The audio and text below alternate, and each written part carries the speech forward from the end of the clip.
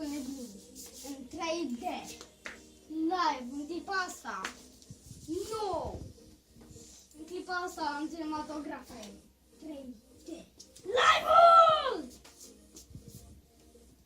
Chestia asta încearcă să se apere. Asta e doar antrenamentul, biciclet?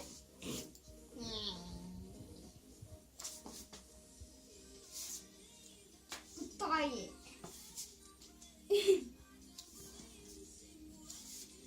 Îl tărie pe zon. Oameni buni, Ghizaza este comedie curată. Să vă uitați la asta în fiecare zi dacă te-ai să o postezi pe YouTube. Ghizaza este nebunie curată. Dumnezeu sunt dați spatele.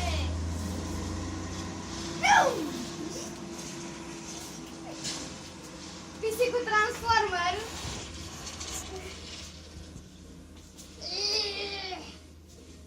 Motanul. Iepurașul este Megatron. Pisicul, motanul este Optimus. Oameni buni, Ghizaza este nemapumedită. Sper să vedeți voi, youtuberii. Să atunci să postez pe YouTube. Ghizaza este nebună.